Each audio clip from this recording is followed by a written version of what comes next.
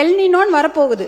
இந்த மழையில இந்த திருப்பி சென்னை பெருவெள்ளமோ இல்ல வெள்ளக்காடோ ஆகாம எப்படி மக்களை காப்பாற்ற வேண்டும், இல்ல மக்களுக்கு அந்த பிரச்சனை வந்தா பாதிப்பு அதிகமாகாமல் இருக்க வேண்டும், அந்த மிட்டிகேஷன் எப்படி அப்படி போன்ற சஜஷன்ஸ் அதுல இருக்கும். 3 டிபார்ட்மெண்ட் சம்பந்தப்பட்டிருக்குது. பொதுப்பணித்துறை இருக்கிறது, நீர்வளத்துறை இருக்கிறது, கிரேட்டர் சென்னை கார்பரேஷன் இருக்கு.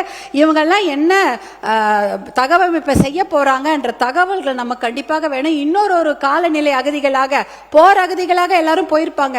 ஆனா சென்னையில மறுபடியும் ஒரு கிளைமேட் சேஞ்ச் ரெஃப்யூஜிஸ் நிலம் வரக்கூடாது என்பதற்காக இந்த திருப்புகழ் கமிட்டியுடைய அறிக்கையை உடனடியாக தாக்கல் செய்யுமாறு அன்போடு கேட்டுக்கொள்கின்றேன். நன்றி. மாண்புமிகு வருவாய்த்துறை அமைச்சர். முன்னாள் ஆட்சியாளர்கள் அந்த கமிட்டியை உருவாக்கினார்கள். உருவாக்கிய கிட்டத்தட்ட ஓராண்டு காலம் அதற்கான ஆய்வுப் பணிகள் மேற்கொள்ளப்பட்டு பத்திரிகை செய்தி தான் வந்தது. 600 பக்க விளக்கங்கள் அதில் இருப்பதாக சொன்னார்கள். ஆனால் இதுவரையிலும் அவர்கள் வெளியிடவில்லை. அதுதான் ஆச்சரியமாக இருக்கிறது.